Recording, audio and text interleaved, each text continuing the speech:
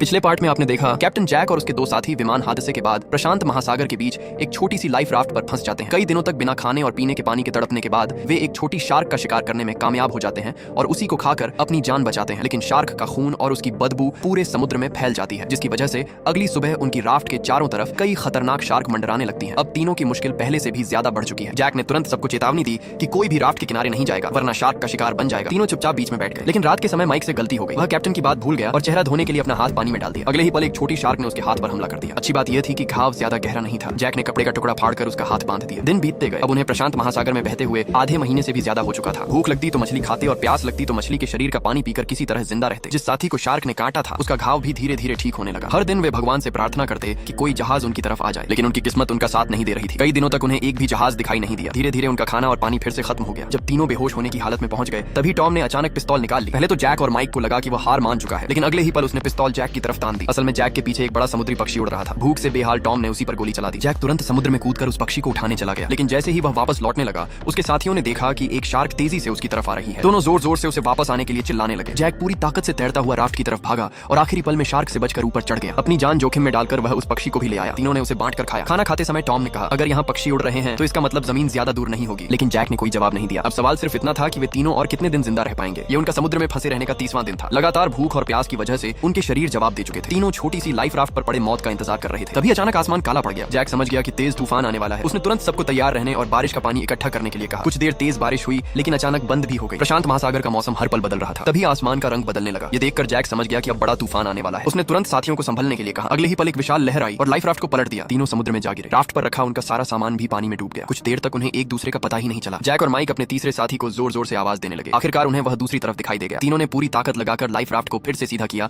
और किसी तरह उस पर चढ़ गए। पूरी रात वे प्रकृति के इस भयानक कहर का सामना करते रहे। अगली सुबह तूफान शांत हो चुका था, लेकिन अब तीनों में इतनी भी ताकत नहीं बची थी कि ठीक से बैठ सके। वे चुपचाप राफ्ट पर पड़े अपनी किस्मत का इंतजार कर रहे थे। तभी टॉम ने हार मानने से इनकार कर दिया। उसे अपनी मंगेतर याद आ गई जो घर पर उसका इंतजार कर रही थी। यही सोचकर उसके अंदर फिर से जीने की उम्मीद जाग उठी। उसे देखकर जैक और माइक ने भी हिम्मत नहीं हारी। तीनों ने मिलकर फिर से राफ्ट को आगे बढ़ाना शुरू किया। काफी देर तक आगे बढ़ने के बाद भी उन्हें कोई जहाज नहीं मिला। जब उन्हें लगा कि अब सब खत्म हो गया तभी टॉम ने दूर एक द्वीप देखा। पहले किसी को यकीन नहीं हुआ, लेकिन जब बाकी दोनों ने भी देखा तो उनकी आंखों से खुशी के आंसू निकल आए। 34 दिनों तक समुद्र में भटकने और 1000 मील से ज्यादा का सफर तय करने के बाद तीनों आखिरकार जमीन पर पहुंच गए। यहीं इस फिल्म द पैसिफिक घोस्ट की कहानी खत्म होती है। यह फिल्म दूसरे विश्व युद्ध के दौरान 1942 की एक सच्ची घटना से प्रेरित है। इसमें 3 अमेरिकी पायलटों की कहानी दिखाई गई है जो विमान दुर्घटना के बाद सिर्फ एक छोटी सी लाइफ राफ्ट के सहारे 34 दिन तक प्रशांत महासागर में बहते रहे और आखिरकार बचा लिए गए। ये सिर्फ जिंदा रहने की लड़ाई नहीं बल्कि इंसान के हौसले, भरोसे और उम्मीद की कहानी है। कैप्टन जैक ने अपनी थकान और डर के बावजूद टीम का हौसला बनाए रखा और हर मुश्किल में सही फैसला लिया। ये फिल्म हमें सिखाती है कि जब जिंदगी हमें किसी विशाल समुद्र जैसी मुश्किल में डाल दे तब एकता, भरोसा और उम्मीद ही हमें जीत के किनारे तक पहुंचा सकते हैं।